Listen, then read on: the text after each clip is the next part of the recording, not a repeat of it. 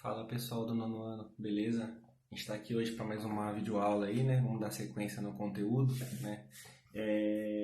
A gente parou de falar na apostila de história na unidade 4. Nós falamos sobre a crise do capitalismo, né? Nós falamos sobre os Estados Unidos, a crise de 29, a queda da bolsa. Então eu vou pedir para vocês, a gente vai dar sequência hoje na explicação, para vocês não ficarem para trás em nada, né, falando sobre o que aconteceu no mundo entre os anos 20, né, e os anos 40, que é o chamado período entre guerras também, tá? A gente vai falar um pouquinho aí sobre a questão dos Estados Unidos, como que o mundo foi afetado pela crise de 29, inclusive o Brasil, a gente tinha parado nesse ponto. E nessa época também surgiu um fator muito forte, né, que foi o surgimento do nazismo, né, e também do fascismo, os dois juntos ali. Primeiro eu vou falar um pouquinho do fascismo para vocês, né.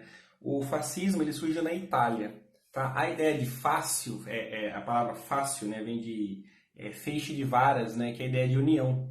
Na cabeça dos italianos da época e de Benito Mussolini, que era o líder, né, do país na época, eles diziam que seria a ideia de que o indivíduo se sacrificaria pelo bem de todos, né? A ideia de nacionalismo também muito forte, totalitarismo, né? Onde dariam a vida pelo Estado, a ideia do fascismo.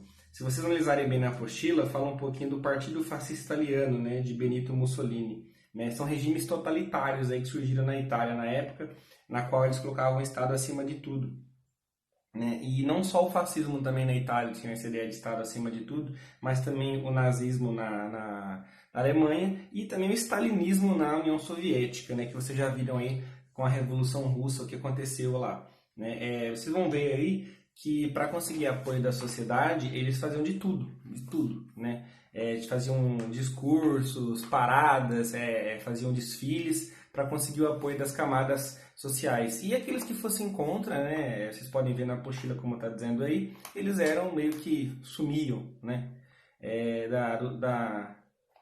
do campo de visão aí do Mussolini, do Hitler, né. Se vocês analisarem bem aí, vão ver que na Itália ele fala sobre a marcha sobre Roma, né, movimento que apresentou as características do Estado e mostrou o apoio popular a Mussolini, né. O rei Vítor Emanuel III da Itália, ele apresentava um regime monarquista. Ele acabou nomeando o Mussolini como o Duce, né? A palavra Duce quer dizer condutor, né? Formação de um governo condutor. Dessa maneira aí, Mussolini passou a ter uma grande autoridade na Itália, né?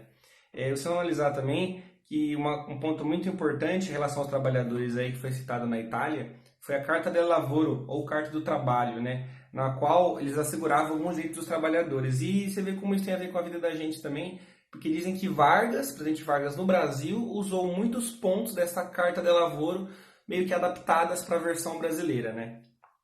Outro ponto interessante a destacar sobre o fascismo na Itália é que quando a Itália se unificou, a gente viu ano passado, a gente estudou um pouquinho sobre a unificação tardia da Itália, né? A gente viu que a Itália ela não sabia se virar monarquia, se virar república, no final os monarquistas acabaram ganhando, os republicanos, né, foram expulsos do país, a gente viu lá sobre Giuseppe Garibaldi, a gente viu que muitos vieram até para o Brasil para trabalhar nas lavouras trabalhar como trabalhador braçal nas lavouras de café brasileiras, né?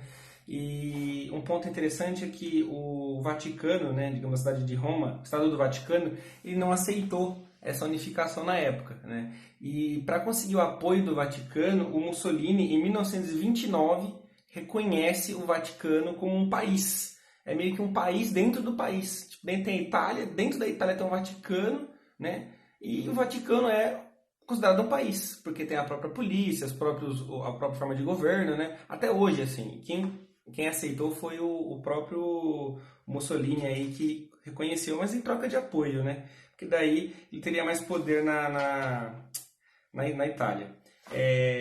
Isso daqui fala um pouco sobre a questão do fascismo. Se vocês analisarem bem, tem algumas imagens na apostila que mostram aqui o discurso de Mussolini, o símbolo do fácil, né, que é um feixe de varas, né, possivelmente um símbolo etrusco, um feixe de varas aqui. E você vê aqui embaixo aqui, ó, a marcha sobre Roma em 1922, mais de 30 mil pessoas. A vitória do fascismo de Mussolini, né? Vocês vão ver que Mussolini ele vai ser uma figura muito forte também durante a Segunda Guerra Mundial, tá? Juntamente com Hitler.